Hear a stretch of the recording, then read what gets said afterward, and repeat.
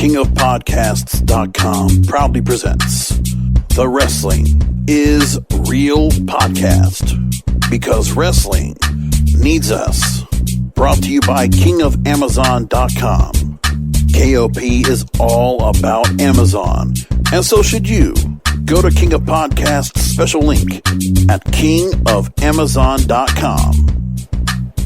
Let's go with episode 561 of the Wrestling is Real podcast. King of Podcasts here with you. Thank you for finding the show as you always do. I'm so happy to go ahead and announce to all of you here on the program that Amazon Music has now decided to start adding podcasts to their lineup, and I'm so happy to go and say that because they're trying to compete with Spotify and Pandora and Apple Podcasts, Google Podcasts, and Stitcher and Spreaker and iHeartRadio, that Amazon Music has now added podcasts. So all of the King of Podcasts radio network, which is the Wrestling is Real podcast, the Broadcasters podcast, and When I'm Not Podcasting are now all available at Amazon Music. I'm going to add the links to the websites, wrestlingisreal.com, kingofpodcasts.com, and broadcasterspodcast.com. It's all right there. So I'll get that all set up, and I will let you all embark and take it all in. So again, you go to the website, you can always find all the episodes for the show and enjoy for yourself. I might just do some changes to the website. I don't know yet. I'm thinking about it. When I get some extra time, then I would just want to just say, okay, I'm going to just fiddle around with this thing, because I'm never happy with the website right now under the blogger theme. It's just like, it's there, it's workable, but I want to keep working on it, see if there's something else I could do to put it in a better place. That's just me. So anyways, we're going to move along now and head into what's going on with Clash of Champions coming up this weekend, which I was just very, it's a tale of two shows with Raw and Smackdown. As we go into the show tonight, it's really weird, the ratings that we're getting right now, because, the ratings are just in a free fall with everything that's going on right now with the ratings all over the year. It's really bad. So we knew that Monday Night Football was going to come into play and was going to give Raw a run for its money. It always does. And so we looked at this past week, 1.667 million viewers, 1.74 for hour one, 1.69 for hour two, 1.565 for hour three. Wow. And let's just say there's a couple of storylines that have brought in here that are just bad. And that's all there is to it. So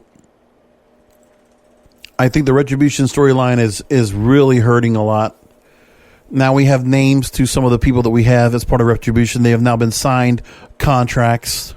They're not considered Raw superstars. And this is such a bad gimmick, and I think maybe that Retribution is only going to be stuck to Raw and not SmackDown. And so the main story you have is Retribution versus the Hurt Business. And so Retribution are the heels. Hurt Business are supposed to be like an in-between, because they're only faces with Retribution and not everywhere else. So you go with it as it is. There are five distinguishable roster members that are part of this faction. Dominic Dijakovic, which is now named T-Bar. I think it's what Dio Madden is called. I forget the names. Hold on. I got to pull this up again. It was so bad. Yeah, the names are horrible. So here's what we got so far. One is Mace, and I forget which one's which. I'm not going to even try to go looking for who it is. I know T-Bar, I believe, is the Donovan Dijakovic, or Dominic Dijakovic, whatever his name is. So here's what we have as the current meetings, according to Urban Dictionary. So this is the thought process of the names of these people in Retribution. Mace is a heavy spiked metal club used for breaking heads, a suitable substitute for the pepper spray. A T-bar is when one is wearing a thong or a G-string, they sit down, it sticks out, and you see a T-bar. And a slapjack is the act of ejaculating on one's hand and then slapping another person in the face.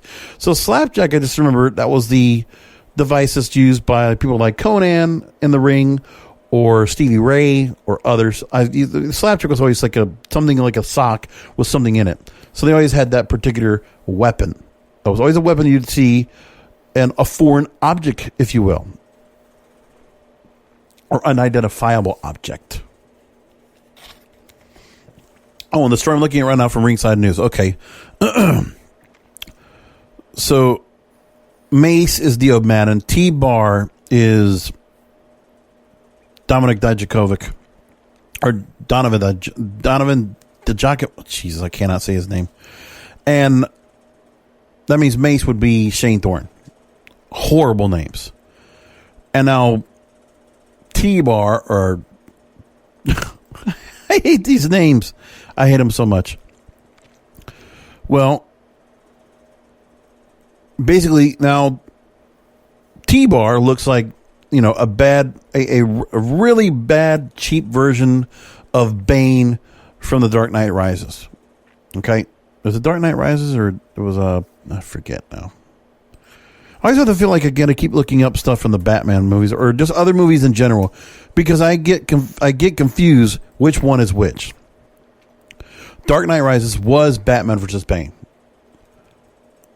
And Joker and Heath Ledger's Joker was The Dark Knight. Thank you very much. Okay, I got that all figured out. So much. So again, those are the names. They're horrible. They sound goofy. And these are obviously guys that thought these names up. They thought, let's go ahead and put names together that would work. I wonder if it's like a Bruce Pritchard, Vince McMahon kind of thing, and these are the names that Vince approved. They're horrible. I don't even know why we need to have names in them, but they did. Now, again, this 1.667 million viewers for this show was the go-home show for Clash of Champions. Monday Night Football pulled 7.45 million viewers on ESPN, 7.984 billion viewers on ABC. So again, they're pulling the numbers like they used to. 15 million viewers. Solid for NFL. No chance in hell to fix that. And if I look at the cable ratings for that Monday on Showbiz Daily, that the NFL game pulled a 3.8, males 18 to 49, persons 18 to 49, 2.7. Monster ratings, okay? For WWE to compare, 0.51, persons 18 to 49. And then the ratings got worse as you looked younger. 0.30, 18 to 34 persons. 0.24, 12 to 34. 0.29, 12 to 34 men. So the ratings are piss poor. And it gets worse every hour. To compare, what was doing better for younger people watching on cable that night? Well, besides the football game, you would have all ESPN. People were the younger people were just watching sports or doing something else, watching Netflix, something else they were doing. Or they were watching NHL. So sports, for the most part, is what's encompassing what people are watching. And that's what's going on here. Regardless of anything else. The numbers are just bad. So, okay, the show that also beat them was Below Deck Mediterranean. Reality show. And that's it. So, I mean, I know that we hear like the Wrestling Observer newsletter and the Brian Alvarez's and the Dave Meltzers of the world really bash what's going on. But again, they're at the lowest end of the totem pole when it comes to 18 to 49. But again, they're still 5th, 6th, and 7th best shows overall. So I can give a little benefit of the doubt as to why the numbers are so low. But again, they should have no excuse for pulling under 2 million viewers now. They just shouldn't. Like, they're hitting the barrier of their audience. They're not hitting any lower than this, except when they are not satisfying their base core audience. And that's what they're not doing right now. This show fails to do that. It just does. When I look at SmackDown on on Friday nights, it is a much different story. One of the things you have to look at for the most part is you have to also look at with WWE and their ratings, how they're comparing to the rest of the lineup that's going up against them. Because really, I know I can keep putting out the same obvious points about how you can try to draw more people to watch cable, but I guess maybe there's just a certain threshold of cable that they can get, and they're not going to be able to get more than that. But the thing is, the expectations of getting Raw or SmackDown back to over 4 million viewers again, the last time they saw that was the SmackDown premiere last October. But again, you could pull numbers that could really be like that hot again if things were completely turned around. If you had Attitude Era right now, if you had the hot momentum right now of the Attitude Era, I think the most they could get was 4 million viewers. The days of 8 to 10 million, or of 8 million viewers, or maybe 9, those are long gone. I think what's a reasonable, approachable, feasible number for them, for Fox, they should be able to get 4 or 5 million viewers. The Fox shows should be able to get that much. They should be capable of doing that. Because if they have certain shows that are live, it's obvious there are certain events. For whatever reason, it's easier for the network shows to get some visibility because of the money they can put behind to promote. Whereas something really good is going on, people will go out to watch it. Because they'll go watch particular events if there's something really appealing. So like right now, Masked Singer is one of the top shows on Fox, and that would probably be one of the shows that would compete best on the rest of their lineup. Like most of their other shows are probably not cutting the mustard right now to pull in solid ratings. Okay? Because I don't think anybody is. When I look at the ratings now for instance, Friday nights, again, it's a dead night. It's a horrible night to watch television. But compared to the rest of the lineup that they have, we're not looking at the total amount of people watching. Fox has the sole show. It pulled in over 2 million viewers, and it's consistently doing that now. And it pulled 2.2 million the week before. And it'll obviously pull more this week, I think, because of the go-home show for SmackDown. And I think the reason why is because Roman Reigns and Paul Heyman are a draw. I think people are going to pay attention to them a lot more. And I think the way they set up the Jey Uso match, the Universal title match for this Sunday will be interesting. That's going to be the one match I'm really kind of interested in. But again, we're looking at the matches they put together, and it's really just stick people together, just to stick to them together, just the matches for the sake of matches for a pay-per-view. No real reason, because Clash of Champions, not really, because, I mean, do you feel like anybody that is going for the titles in general are going to take over and do anything? I don't know. And with the Clash of Champions going on, does anybody think, like right now we're seeing Otis and Miz, they're going to fight over the damn case. Like if I saw Miz take the case back and they got it through like a lawsuit, I think that'd be pretty funny. I actually would kind of like that, because I don't see where Otis fits here on holding on to that briefcase. So they have found somewhat an interesting way to make this work. So I can appreciate that. Otherwise, when you look at what's going on with the shows here, Friday Night Network shows, you are completely going up against reruns because nobody has new shows. All right? The only new show that you had that you could put on, well, there's a couple new shows that we're on. Okay, ABC did have new programming with 2020 and Shark Tank. But then what you also didn't have was, okay, CBS had only Love Island, which was at 9 o'clock. That will be a younger targeted audience, and it did pull better ratings than SmackDown did. Well, actually, it pulled similar, but I'll explain. Now, NBC and America's Got Talent, that's a rerun, and Dateline Friday, which was a new episode. That's it. And those all beat Fox on Friday night for Friday Night SmackDown. So the ratings for the demos, 18 to 34.3, that was top for the night. They were tied for first, and adults 18 to 49. So that's good. They're actually pulling decent numbers right there. When I look at women 18 to 49, it was tied for second. And so it actually beat America's Got Talent, which is good. And it tied with Love Island, which is good. And for men, Love Island actually did a 1, while Friday Night SmackDown pulled a 5. So again, men 18 to 49, that is the target demo. So what Fox is getting for that demo is correct. That's what they're supposed to be getting. That's what they expect to get. So what they need now for Fox is they need to get the show to pull better numbers overall. They just need overall numbers to be better. And they need to draw more people to go in to watch either their sports programming or their network programming during the week, that it will cross over into other shows. But as we know, that's not going to happen right now with where things are. Not at the moment. When I look at the overall ratings of SmackDown on Fox compared to the rest of the lineup, and this used to matter a whole lot with shows when you used to watch them, for the most part.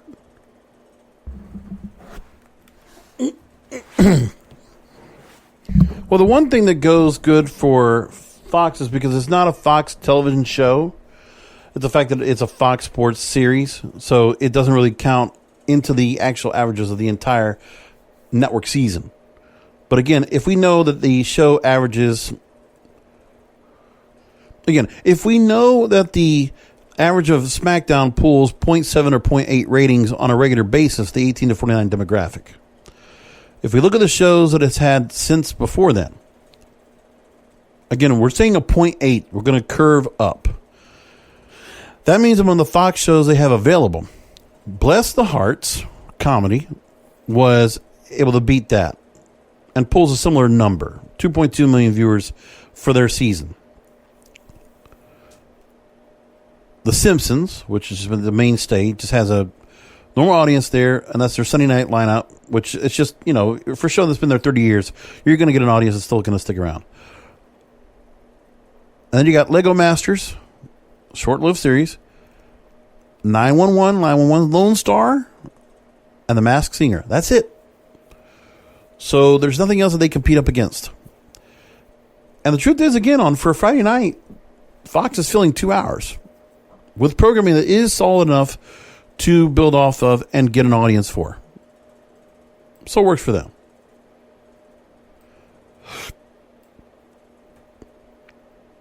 And it's pulling in the kind of audience that they're hoping for. Right? So that's what they have to do. So when you look at the hype that they're talking about, yeah, people are not necessarily happy with the ratings, but at least they're getting something out of it. But again, it's the side of the business that we don't necessarily like, is because of the fact that we always know that WWE can do better, and they don't. It's a constant disappointment. And it's a creative disappointment more than anything else. We know this. And we know, I heard, what was it, Dave Meltzer and Brian Alvarez the other day on, Monday or Tuesday after Raw, after the ratings came out. And again, it's like the way they build up stars, because it's obvious that there's probably a lot of pull and a lot of things that have to be done in order to satisfy the Fox executives. And I bet you the Fox executives probably have their hands on what's going on with the SmackDown show, because it's run better. Something to be said about who's running that show over there now, because the show does run better. Okay, you got Roman Reigns, who is a top draw on that show now. You got the Alexa Bliss thing right now when it comes to Bray Wyatt and the whole trance thing. Sasha and Bayley. You got a lot more things going on. Even Sheamus, King Corbin, things like that. There's some more to go along with what's going on SmackDown. It's pretty obvious that show's just doing better. But then the other thing you got to ask yourself is this. Does anybody want to go ahead and talk about Paul Heyman and how he was able to keep the numbers at a pretty decent level? I think they were able to keep around 1.92 million viewers. But since he's left, the ratings have gone down. Have we talked about that? I know I've talked about it. So there was a difference between the post-Heyman jump and then after. Because again, he was around and they did what they could to try to keep the ratings up to a certain level. And I felt like he did. But then what are you going to do? It's like they're struggling here. They're in a bad spot because, at least he tried to go younger. And at least some of the storylines were not, I mean, some of them were not great, but it wasn't, they didn't hold logic. And now we know that definitely the storylines they have on the Raw side actually absolutely have no logic. And you could just tell how it's completely changes over. And I think it's because Vince has more control over that show. I just think it's the fact that that show, they're just willing to go ahead and try to create the same Raw that they used to have. Given the Thunderdome has the feel of like an old Raw set. I mean, obviously with the new technology, I thought they were going to have drones. I guess that never happened. But I mean, just saying, they put things together and it had like a certain look. And, obviously, maybe there's certain things that would respond better with a live crowd. And I think it's another thing that's got to be considered as well. Is that there is no live crowd to work off of for any of this stuff. And the fact of the matter is that the SmackDown show, I think, works better with what they're doing without a live crowd. But the whole Bruce Pritchard and Vince McMahon style, they're always trying to do things to satisfy a live crowd, and they're not. And they are greatly failing at that. And I don't think they have an idea of what to be able to do. I mean, the normal tricks of the trade in order to try to boost the rating, in your face Raw, or trying to go and stack up hot shot booking when the hot shot bookings are just a hot mess. And not being able to bring people back, like you brought back Edge, you brought back Christian, you brought back Ric Flair. Didn't make much of a difference. You bring back Jerry Lawler for commentary. That didn't make much of a difference. Again, trying to live from the past and trying to bring back things to the past, bring back part-timers, something. It's not working. Because you're also trying to reuse the same stars as they are, so they're nostalgia acts. When you look at AEW, you see the nostalgia acts, you know the stars of who they are, but again, they all have a purpose. I mean, Dustin Rhodes is still wrestling. Okay? Billy Gunn still does wrestle back there. You see Tully Blanchard. He's becoming a very important piece of FTR as a tag team. Jake Roberts with Lance Archer, very important to have. Taz, out there with Ricky Starks and Brian Cage, same thing. Vicky Guerrero coming out to accompany Nyla Rose, same thing. And I think there might have some, obviously the stars that they had that they let go, the stars that have gone to Impact Wrestling, the Brian Myers and Heaths and Rhinos, that wouldn't have made a difference in any way with what's going on now on Raw or SmackDown. They would have not made a difference at all. We know that.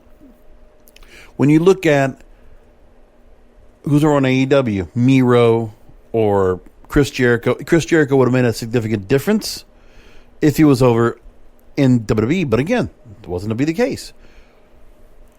And then you look at FTR, I think they've been booked pretty solid here. I think Dean Ambrose not being in WWE is very critical for them. And I think he's been booked like amazing over in AEW. And I just think there's nothing that they have right now where they could have pulled anybody else out to make the difference. So again, we're looking at the tools that WWE uses to try to get themselves up out of this funk, like they normally do. The things they would do when they have a Saudi Arabia show, right? What would they pull out of their hat? What stars in the past would they do? Raw reunions, things like that. What would they do to bring people in? Celebrities.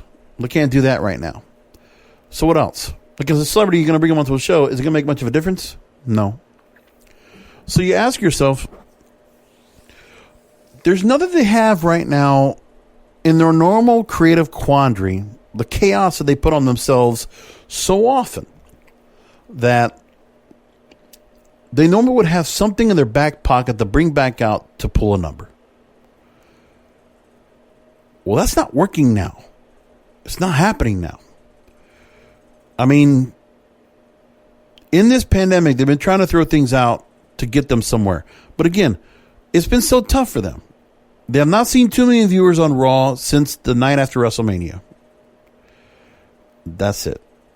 They pulled 1.9 a couple of times. That's it. They did pull After SummerSlam, they did pull $2 million. Otherwise, what else is there? Because after SummerSlam, we are in the point where we get the constant free fall. Because we've gotten a free fall 4 weeks in a row. 4 weeks in a row. Again, 2 million viewers August 24th. 1.89 to 1.72 to 1.68 to 1.667. 4 weeks straight. And they're not figuring out what it is. And so what have they done lately to try to pull something off? Well, Retribution. It's a rework Aces and Eights angle, except they're trying to create an Antifa-like, rebellious, anarchist type angle. Poorly put together. Badly created. The Hurt Business is a black man's evolution. You can see that. MVP is their Ric Flair. Bobby Lashley is their Batista.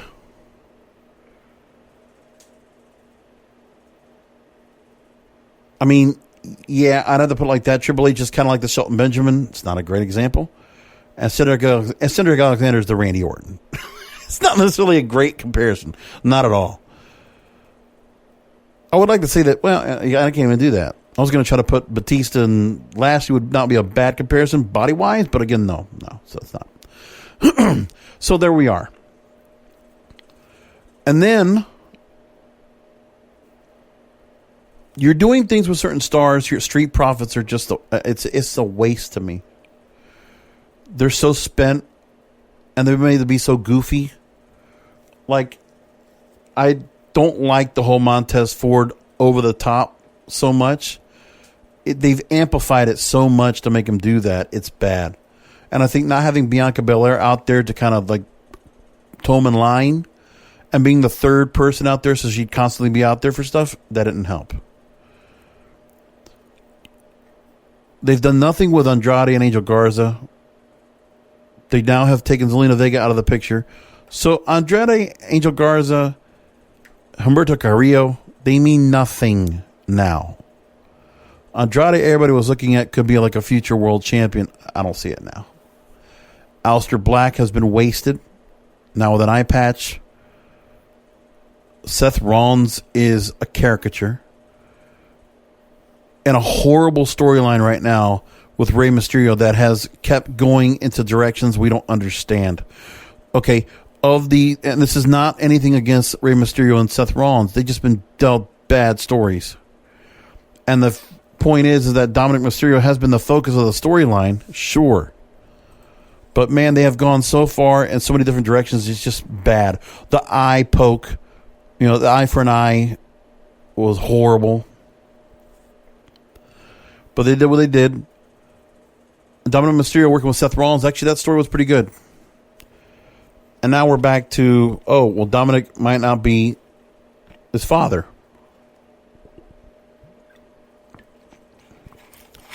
And I said to myself, this was a Jerry Springer, Maury Povich. It was a more Maury Povich moment.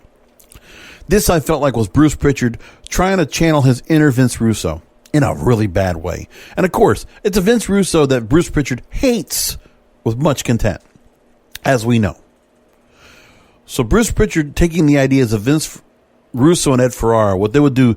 We used to watch Jerry Springer. We used to watch Maury Povich. These are the things that the kids were wanting to see. We wanted to put this on Raw. And that's what they were doing. So it's like they're basically taking the same playbook of Vince Russo. But Vince Russo was more of a mad genius sometimes with a couple of things that he did, because he had some really raw ideas that with crafted through Vince McMahon's eyes did work. But now, trying to do that same idea again doesn't work. Now, is there such a thing as doing a Retribution and doing a Nexus? And Nexus could have been executed much better. But it's the same idea. We always talked about the idea of an NXT invasion. We have that right now.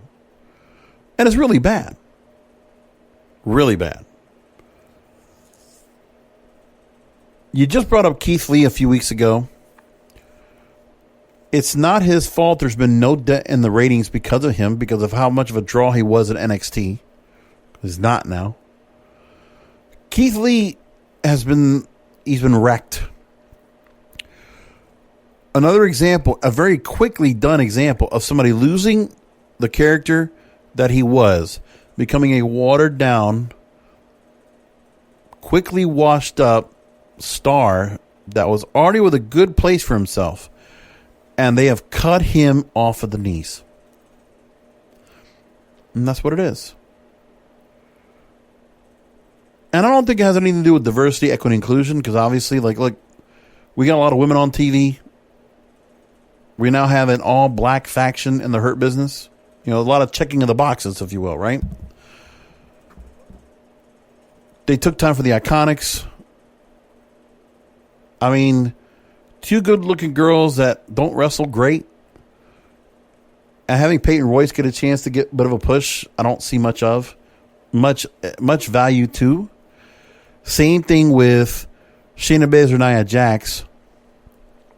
Nia Jax is an anchor for Shayna Baszler. And again, another poorly booked wrestler. Shayna Baszler could be doing so much better. Braun Strowman out of the Universal Championship picture now, off of SmackDown, doing stuff at Raw Underground. I don't know what they're trying to think. And again, the Raw Underground is your main event. And I know they don't care much about that third hour, so this is very experimental, but will anybody get over as a result? Does anybody expect that? You gotta ask yourself. Because I don't know.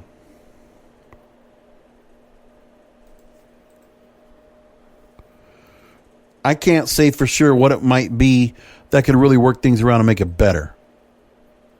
I'm all ears to find out what that might be. Some of the comments I want to read before I continue on about my commentary here was some of the comments that were made on Twitter that I thought really made a point. Quite a bit of it was the Rey Mysterio thing, because that was the worst of all. WrestleView on Twitter said, I'm not going to try to curse, but that was the most mother fucking god awful segment they've had in quite some time. Caps, just end this garbage feud with Rollins and Mysterio. This show is ridiculously unwatchable tonight. JD from NY206. This writing team is so fucking terrible that they are rehashing who is the father of Rey Mysterio's children again. How could they justify continuing this Rollins and Mysterio shit? It's over, in caps. They are legit running it into the ground. More comments I saw. Whoever wrote this segment should be fucking fired. Like, holy shit, who is the father of Rey Mysterio's kids? Jesus effing Christ. That segment was fucking terrible. Literally making Seth Rollins and the Mysterio family an absolute embarrassment. End this feud already. And then what an absolutely miserable show this was. I mean, wow. If they keep this up, this is going to do irreparable damage to an already damaged fan base. Yes, the morons will still pour money into this company, but a lot of the morons are starting to smarten up. Embarrassing. And there was a lot of that going on. A lot of spewing of hatred going on the show. With much deserved. Let's be honest here. They've had some bad shows, and this really does take a lot. And then the brawl between Retribution and the Hurt Business, seeing Drew McIntyre come out into the picture. Retribution is almost like the answer to the Dark Order. And again, just as bad. There's a little more organization in the Dark Order now. It's not great, but it is better run as a faction than Retribution is.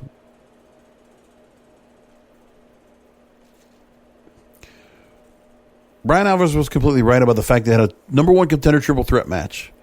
Andrade and Angel Garza mean nothing. Seth Rollins and Murphy, I guess there is something to be said. Dominic Mysterio and Humberto Carrillo. And Carrillo, we haven't been seeing at all. But I guess it could have been Dominic and Ray, but now Ray is still injured. So. And it wasn't Rollins and Murphy for the tag titles. And so this weekend, am I correct? Seth Rollins does not have a match scheduled. Seth Rollins and Murphy, who have had a lot of airtime at all. Okay, they're not doing anything. Is there even anything? No, not at all. So nothing with the Mysterio family and nothing with Seth Rollins on this pay-per-view. Nothing, because there's no championship match in the middle. That's why.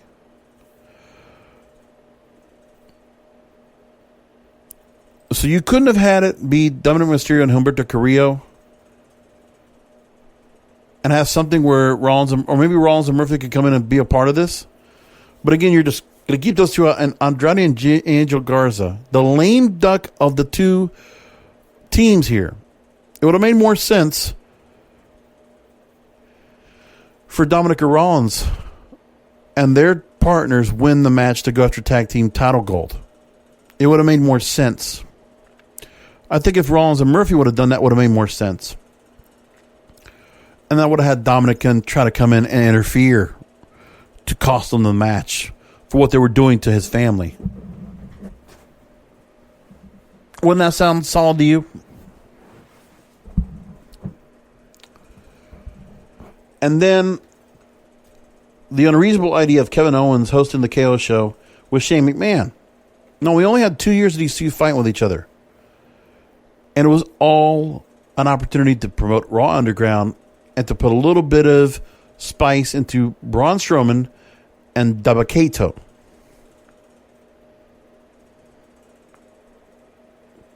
Just really bad. We are throwing out, we are a complete revisionist history now. No continuity, no logic based on previous storylines. Like, God forbid, anything that Paul Heyman wrote or anybody else wrote beforehand, we're throwing it away.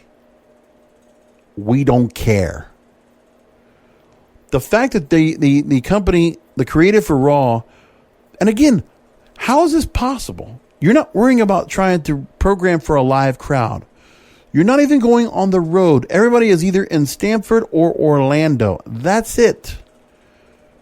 Limited time to be on the road worrying about all the travel. All you're worried about is what's going on in two locations. You might not even they might still not be working from Stamford, Connecticut yet because of the lockdown. So who knows who's in WWE headquarters right now? So probably all of them are in Orlando working. And if they are, that's what they got to do. What else are they going to be doing?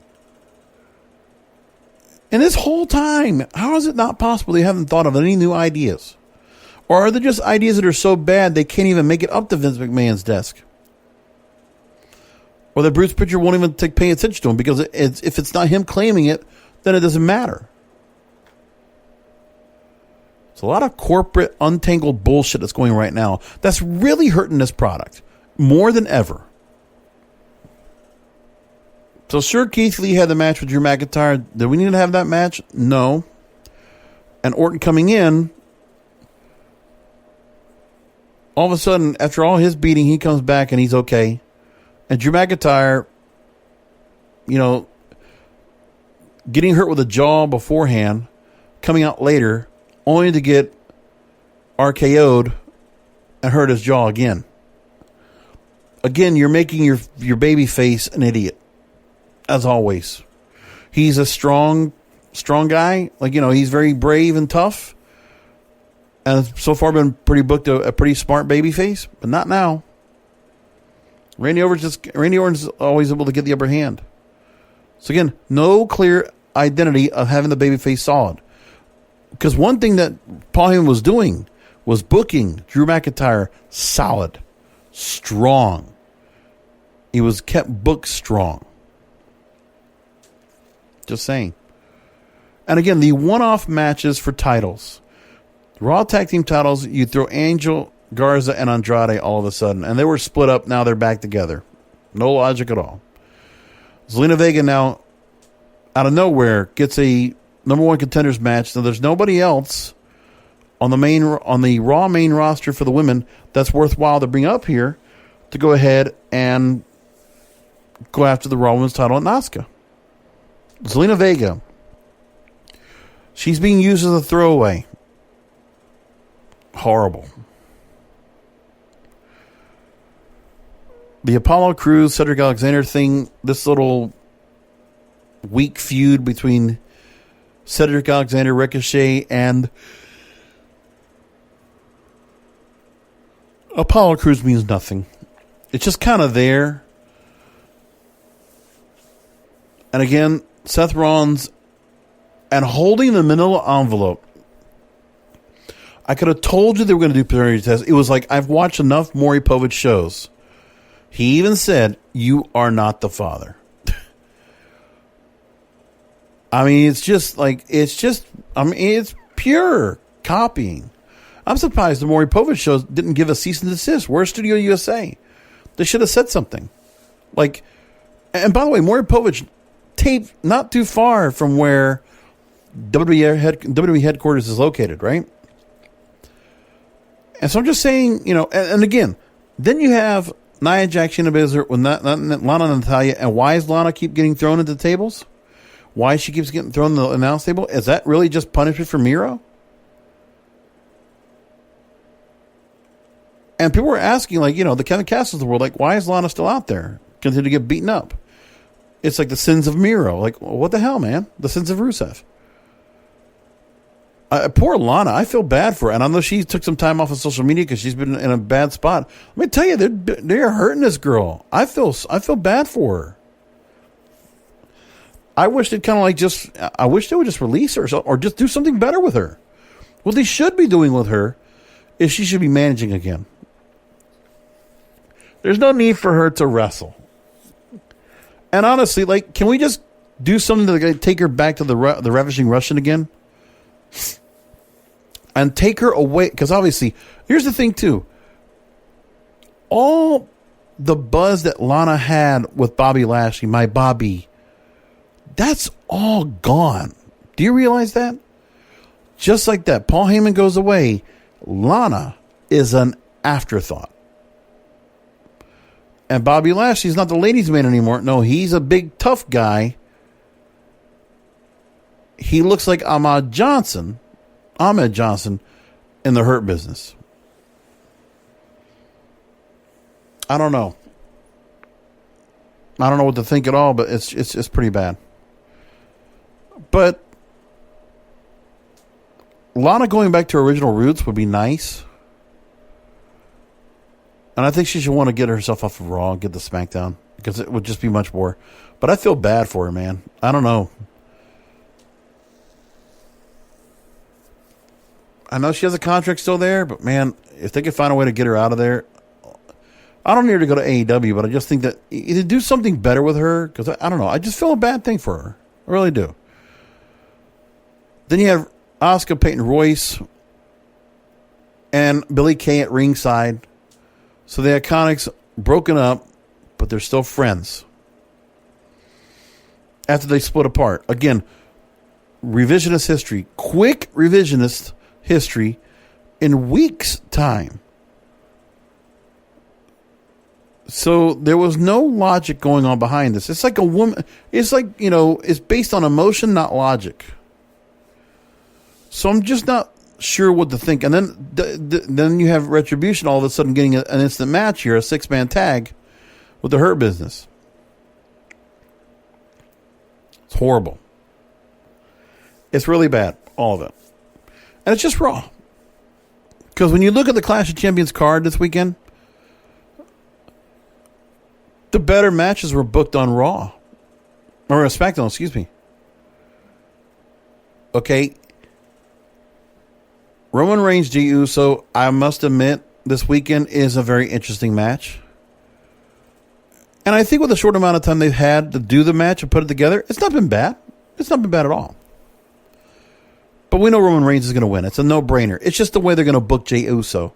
And how Jey Uso is going to get the full heel turn on him. Or fully screwed over by Roman Reigns. Because we know that's coming up. Listen, the visuals of Roman Reigns looking like a growling dog, looking at Jey Uso, was amazing.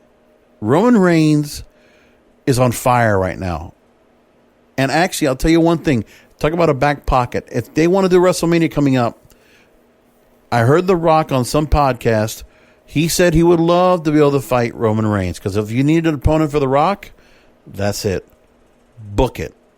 That's a WrestleMania match.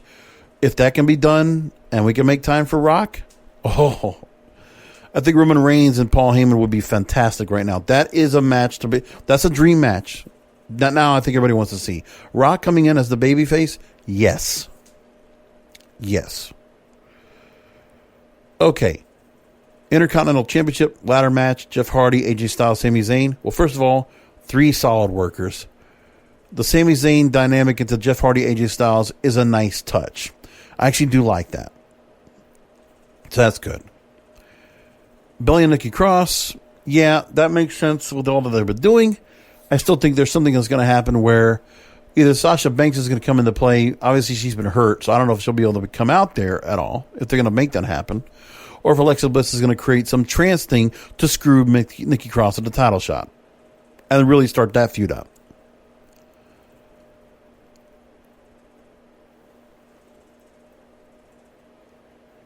Now, Cesaro, Shinsuke Nakamura, Lucha House Party, not so much. I'm like, it's just there.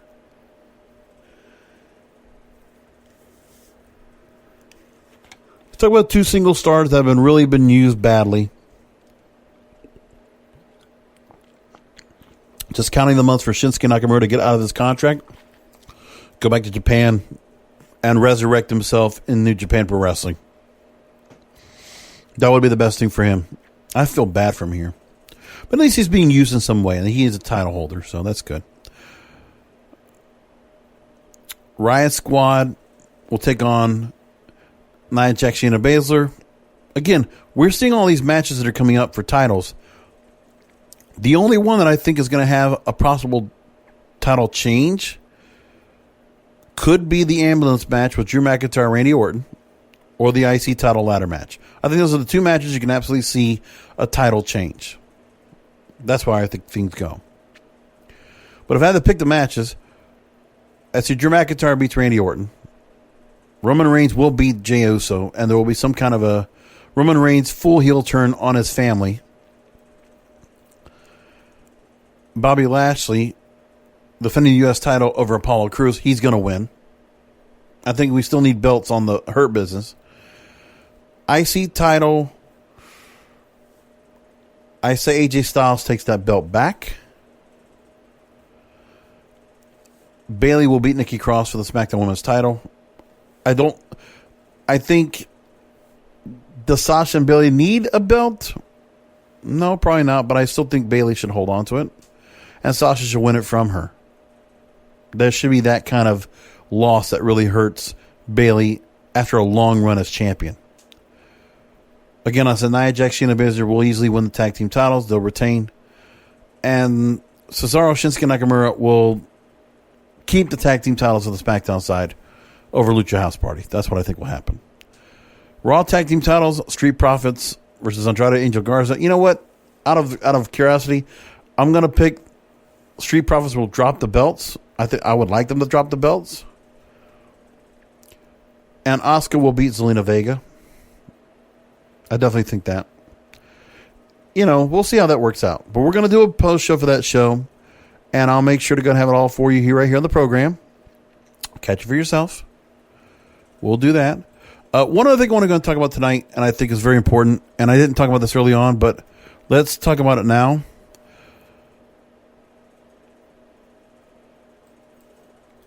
Road Warrior Animal. It's just a shame to hear about him passing away today. Joseph Michael Laurinaitis, best known by his ring name Road Warrior Animal, one half of the Road Warriors, or later known as the Legion of Doom. Some background on the Road Warrior Animal, who worked in a lot of different organizations. He did work a little bit in Impact Wrestling. He worked mostly in NWA and WWE. We'll talk about his background here. Here we go. Chicago-born, paired with Michael Hegstrand, a.k.a. Road Warrior Hawk in the 1980s, to form the legendary tag team known as the Road Warriors and the Legion of Doom.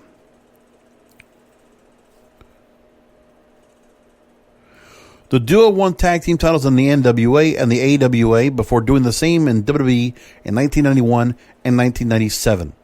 Hagstrom died of a heart attack in 2003, and Laurinaitis would win a final WWE Tag Team title with John Heidenreich in 2005 and dedicated the win to his late partner. The Road Warriors were inducted into the Hall of Fame in 2011.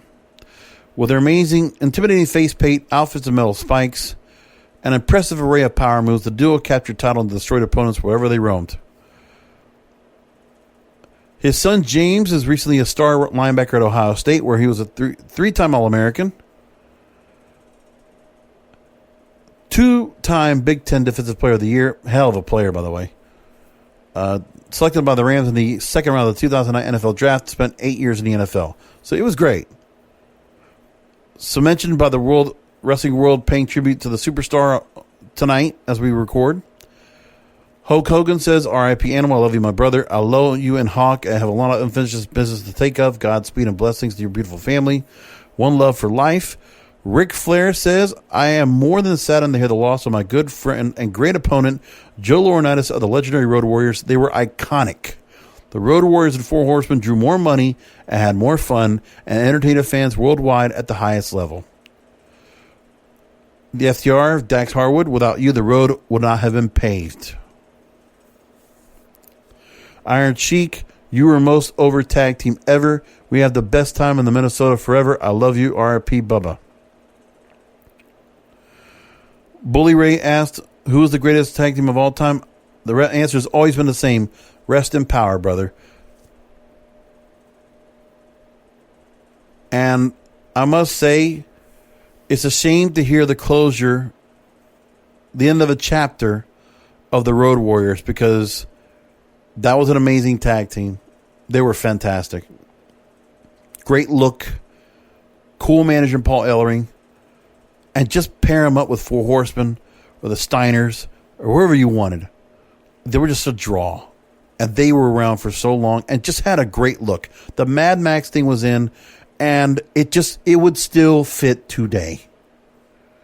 And again, we've seen some of the tag teams that have been brought together by WWE where it is kind of the same thought process of trying to create another Road Warriors. Ascension was meant to be kind of like that, and it was a horrible idea. The War Raiders, or the Viking Raiders now, same way. Like in NXT, they kind of felt a little bit like a Road Warriors feel, but when they moved to the main roster, not at all. Especially when you change your names a couple of times. Just saying. And that's where we are. A Godspeed to his family. I mean, talk about a guy that was one of the real tough guys in professional wrestling. There's no question about that. I enjoyed watching him on TV for 3 decades myself, or 4 decades rather, as a matter of fact. And just saying to myself, man, they were scary. They were tough. And they were a great tag team. A very classic tag team that worked together great. There's not a lot of teams like that. But they were great. And it's unfortunate to see him missed. So, Wrestling Guru Podcast, I'd like to go and put a little tribute. And, again, Godspeed, best of Joe Laurinaitis. Thank you for all the great memories and the great wrestling you put to us. We're going to leave it there. Thank you for listening to the program tonight, as you always do. And remember, coming up this Sunday, Clash of Champions on pay-per-view. I will be watching it, and I will do a post-show for all of you Sunday night, immediately after, and make it available for all of you so you can actually check out for yourselves. And we'll leave it there. Come back this weekend. Enjoy Clash of Champions, and come back for another Wrestling is Real podcast, because wrestling needs us. Thank you for listening to the Wrestling is Real podcast. Brought to you by KingofAmazon.com. Follow the King of Podcasts on Twitter, Instagram, TikTok, and on Facebook at Wrestling is Real. Subscribe to the Wrestling is Real podcast through all major podcast platforms, including Apple Podcasts, Google Podcasts, Stitcher, Spotify, Spreaker, and iHeartRadio. You can also look for episodes on his YouTube channel, youtube.com/JBRASCO951. You can find all this information and more by going to the website, WrestlingIsReal.com.